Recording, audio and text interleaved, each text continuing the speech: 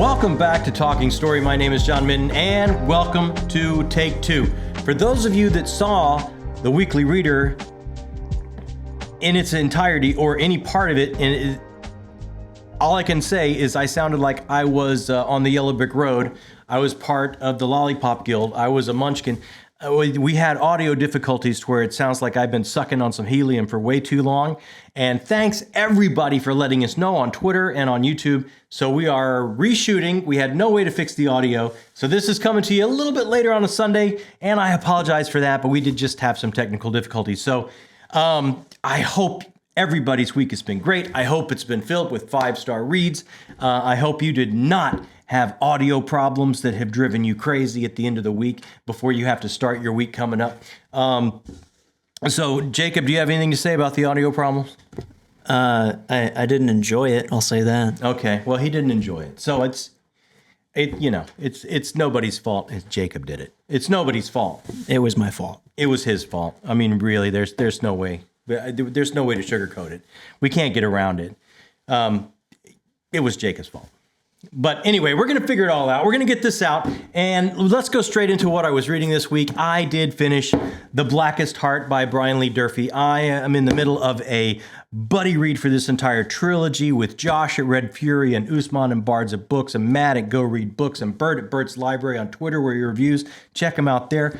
And this is book 2 of the trilogy, and what to even say about this?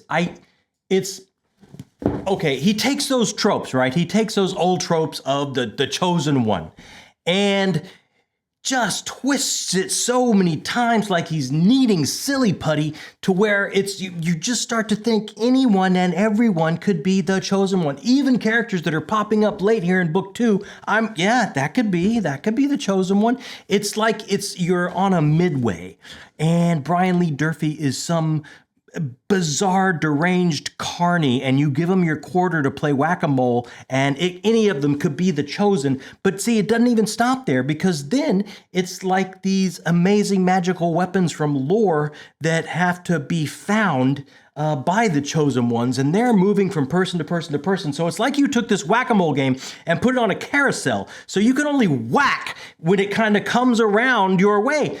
But you can't stand there and time it out and wait for it to come around your way and whack and find the chosen one with the magic weapon. You're on some kind of roller coaster that only comes by that carousel every once in a while. So your timing doesn't even matter. That roller coaster is like there's now magical jewels that will power up the weapon. So who's got the magical jewels while you're on this roller coaster? I'm telling you, he's a deranged carny, probably missing a tooth, has a peg leg, suspect at best, telling you it's all safe for this ride. It's not safe. It doesn't matter if you're this high and it's safe to ride this ride and read this book, because he's going to take the characters you care about and just put them through a vicious, brutal, violent meat grinder. I'm telling you, I had a great time with this. But he's a carny. I can't wait for the buddy read discussion. It's going to be a live stream if you've read this book. If you haven't read this book, we're going to start off spoiler free, and that's going to be on March 4th, a Monday coming up on Josh's channel, Red Fury Books, I believe at 8 o'clock. But we'll get a reminder out for everybody so you don't miss that. Right after that, I picked up Edge Dancer as part of our Cosmere catch-up. Going on my reading list, it was time for that, and it was in my copy of Arcanum Unbounded, and I really wanted to return to Rosharn and maybe find out some of the mysteries of this world that he had only hinted at in Stormlight Archives. I was very excited, and it's an interesting novella. The character of Lift is the main character here, and I won't say it's my favorite Brandon Sanderson outing. I didn't get the answers to some mysteries I was kind of hoping for. The last time I kind of left the Mistborn series and read Secret Histories in this, I was like, whoa, I was gobsmacked because of all the things I found out by this supplementary story that tied in, and I thought, ooh, I'm gonna get some of that on this one. And it didn't peel back the curtain as far enough as I was hoping. I found out some things, and I have little clues that I think might lead to answers some other places, but not exactly what I was hoping for. Not my favorite Brandon Sanderson outing, but I wasn't mad at it. I didn't want my time back, so that was good. And I just wanted something short. I wanted a little bit of a palate cleanser. I wanted a little bit of something different.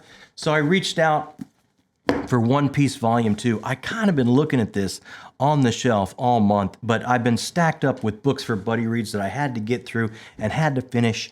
And this just been calling to me. Kind of wanted to get back to it.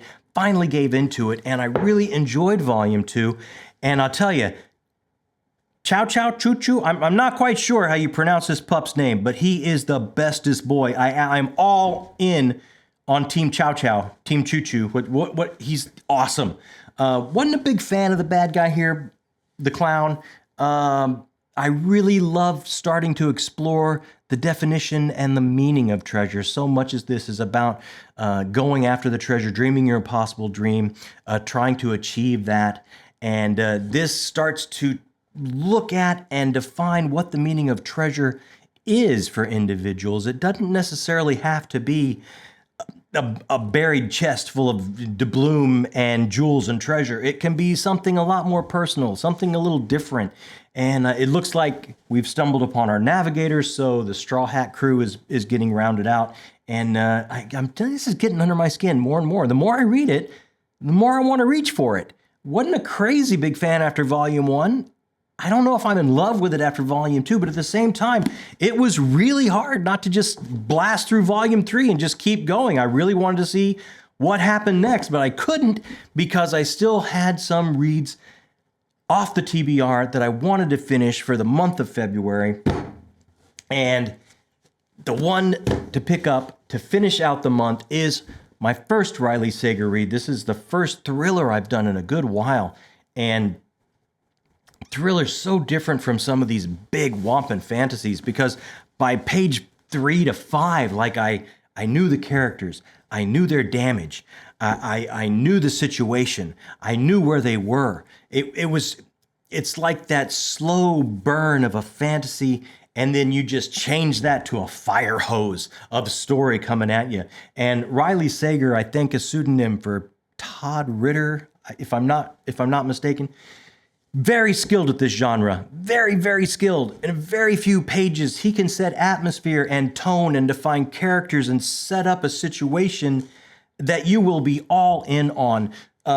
Two women reeling from guilt from their past, being put in together in a situation in a decaying manse that is slowly falling into the sea because of the mountain it's on is eroding. A lot of the Fall of House of Usher vibe.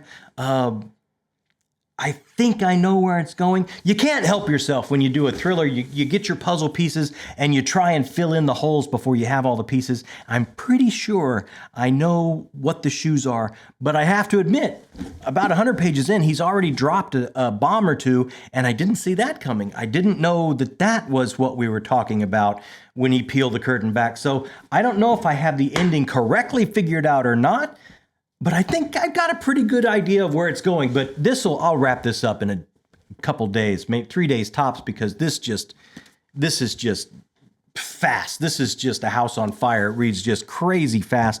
His skill at the thriller is just off the chart. So what am I going to pick up after that? After that, I'm probably going to grab some comics for the end of the month.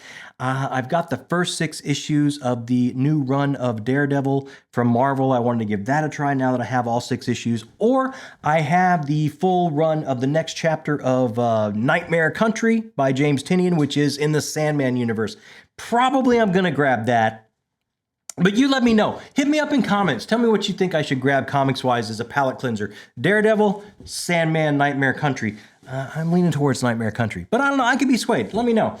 And after that, I'm gonna let you in on some a little bit of future secrets here. We haven't fully announced our TBR for March yet, but I'm probably gonna get into it. I'm probably gonna start my first March read after that because we'll be right at March or very close. And this is going to be my first read by T. Kingfisher. This is a novella that kind of, I believe, furthers the story of the House of Usher, if I've read synopsis correctly. So I'm doing this as a buddy read with Britton at Some Okie Dude is his channel. So we're going to read this and the follow-up novella that just came out. We're going to read both these novellas and then talk about them So I will be getting into that next. So that kind of rounds up or wraps up the week. And this is extremely exciting. Like, stop the press is exciting because I can actually ask Jakob this week, and this is rare. I mean, this is very, very rare. I can ask Jakob this week what he was reading because he actually picked up a book. He actually picked up a book this week. What have you been reading this week? You make it sound like I'm incapable of reading. No, you're a very busy like person. it's a ginormous feat. You're a very busy person. You're trying to get audio correct. You're trying to make me not sound like Billy Barty. I am failing at that. This is what I mean. It takes a lot of time. See, maybe I should stop reading because I need to spend more time fixing your audio. Don't. I'm finally able to ring the bell as a father. I think I've learned my lesson today. You're finally reading Golden Sun. Nice. Book 2 in Red Rising. I'm halfway through. How's it going? I really love it. It's much better than the first book, I think. Yeah, he takes strides, right? From one book to book 2. His writing from the first book to the second is very different. He's gotten much better, I think. Yeah, and the characters are just... Yeah. If you're not all in by book 1, it's one of the ones I tell people, give it book 2. If you get to the end of book 2 and I just can't do book 3, fair. I feel all in by the time I've gotten to book 2. Now that I'm halfway through, I could read the whole series. I see... I'm glad that I haven't totally listened to everything you've said in these videos so that I'm not spoiled for all the reviews that I recorded for you. You're very lucky you don't listen to your father. I don't hear that much. Yeah, exactly. You hear very little of what I say. Well, I hear you speak a lot. Yeah, well, it's pops and just a matter of how much I take in. Okay, this is what I'm going to tell you. The second you finish book 2, have book 3 there. Well, you have it. I'm going to steal it from you. Well, that works. But I'm just saying... It will be... Is it a cliffhanger? You're left... It's like the coyote off the cliff that hangs there for a few seconds before he drops. That's going to be you. Well, now you're spoiling things for me. I'm just saying that's going to be you. I'm not telling you what's going to happen. I feel spoiled. No. So, okay. Well, that was very exciting for me. I'm loving it. He's actually reading, and it's amazing. What did we get to on the channel last week? We had... You peppered me with darts. I shot you with a lot of darts. We did our tier list of everything I read for 2023. And if I couldn't do it in the amount of time, he peppered me with Nerf darts. If you haven't watched this yet, check it out. Apparently, my stress and pain is very comical. It's very entertaining. Yeah, so check that out if you haven't yet. And we rank everything that under duress, I rank everything that I read for 2023.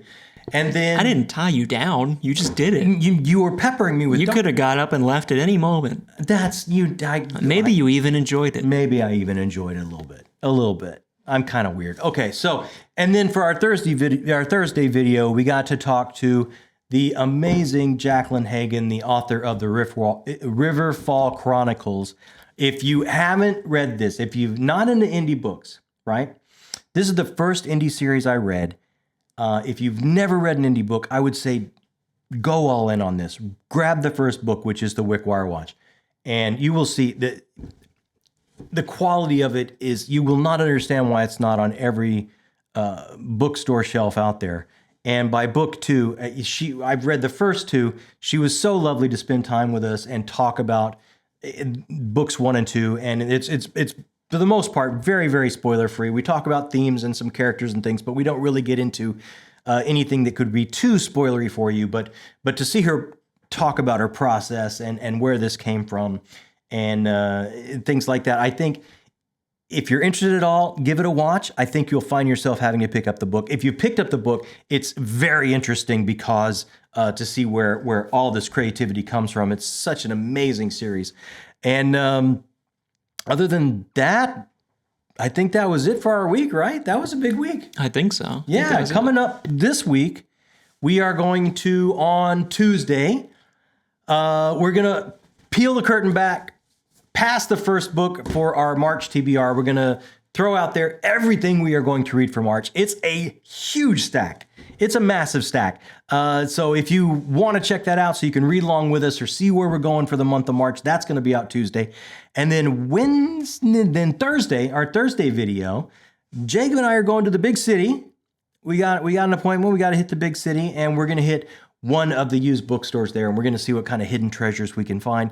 See if we can find some hard-to-find copies of whatever is there on the shelves, and we're going to take the camera and we're going to have a good, fun book shopping outing that we will bring you on Thursday. And then Sunday, we'll be right back here for the Weekly Reader again. And hopefully we get it in one. Maybe. Hopefully. If I stop reading, I think I can... No, you're not going to stop reading. If I become illiterate... No, that's not going to... Then you can't read the instructions of how to set all this up. I don't need instructions. I just need to You try need it. instructions. I need 80 If you'd have looked at instructions, I wouldn't be in this chair There are no for take instructions. 2. I've had this audio recorder for 5 years. Well, There's no excuse. did you throw the instructions away? I did. I did throw the instructions away. I think we just got to the heart of the problem. We might have. Yeah. This feels like therapy. I feel like Columbo. Okay. Okay. For TV things, I said last week I was going to try and catch Oppenheimer. I have not found 3 hours that I had all at one time to watch that big movie. But I did watch a movie. I watched The Holdovers with Paul Giamatti. I haven't seen Oppenheimer, hadn't seen Killers of the Flower Moon yet, but so far this stands as my favorite flick for 2023. This is that there's not one thing that goes boom. There's not one car chase. There's not one huge set piece. This is that throwback movie like they made back in the early 70s during that decade. And it deals with, there is a teacher that is at a crossroads in time about one of the most profound things we can do about how we teach and raise our young ones. He right at the crossroads of spare the rod, spoil the child, and treating them vastly different. He's right at that crux of time. How will he go forward? And also wrestles with questions of race and class and the things we hide inside ourselves, our biggest secrets that we should divulge to those closest to us so that we can really connect, but for some reason we do not. It is everything about the human experience that films have seemed to a lot of times leave behind these days for spectacle. It's such an amazing, quiet, lovely throwback. It's laugh out loud funny at times. It's a feel-good movie. I cannot tell you enough how much I recommend this. It is streaming free on Peacock. If you have Peacock, catch it immediately. If you have to pay for a rental on Prime or somewhere else, I'm sure it's there for not a crazy amount rental fee. Check it out that way. I'm telling you, this is one of those special flicks. If you want to see something that is kind of a throwback and it's going to make you feel good and tug at your heartstrings, make you laugh out loud, has it all. Everything about the human experience, I think, is kind of in this. It really talks about us and who we are, where we have been, where we're going, and how we get there because of where we've been. And it's just, I think it's just really brilliant. And we're coming at you a little later. One, because Jacob messed up our audio. But two, we had family dinner. It's Sunday. We had family dinner here. And my father-in-law, Bob, was here with us to have family dinner. And so we had to wrap that up before we shot again. But Bob also watched a movie this week. So what movie did you watch this week, Bob? Sound of Music. No. No, Bob. What movie did... Now, okay, wait. Before we go much further, Bob was told by his granddaughter to watch this movie. Hit me, Bob. What did you watch? Saltburn. Saltburn! This was the conversation at the dinner table. And you watched the whole thing, Bob. What thumbs up? No. Give me a... It's one of the regrets of my life. And the one at the top? Shocking. You know, I'm from a different era. That's your one-word review. It's just shocking. You say you're sticking with that. I'm sticking with that. Oh, okay. I haven't seen it. Hit me up in comments if I should. I don't know. Please don't I'm not watch on that. the fence. I'm on the other side of the fence. Don't watch that. Yeah, I don't. Let me know what you guys think while you're in comments, telling me what I should read as far as comics go, or if I should watch Saltburn like my father-in-law did. Just let me know how your week went. What did you read? I hope they were all 5 stars. What you're getting up to. We're here for comments. We started this channel so we could find people that love the kind of books we do, hang out and talk. So just I absolutely love and live for comments. Hit me up on those. And while you're down there, that little thumbs up button, click that real quick. It's no time at all, and it helps us do everything we do here on the channel. And if you've stopped by a time or two, or if this is your first time and you kind of like what we do here and you haven't subscribed yet, hey, it takes a second. It takes a millisecond, a microsecond. It's done, and it helps us out. And if you love books, it feels good. It feels right to just do that, to hit that button, hang out with us week after week. If you like the cut of this doofus's jib and how I talk about amusement parks and books and rant on and on, hit the button. That's about it for us here on Take Two, right? I think we got everything in there. I think so. I'll check our audio. Yeah, we are going to listen to it first. We're going to check it very, very closely. Thank you guys so much. If you have waited and you're checking this out later than normal, my sincerest thank you. You must be book people. If you're book people in my book, that makes you the best people. We're going to get the audio fixed and get this out as soon as we can. Thank you so much. My name is John Minton, and this has been Talking Story.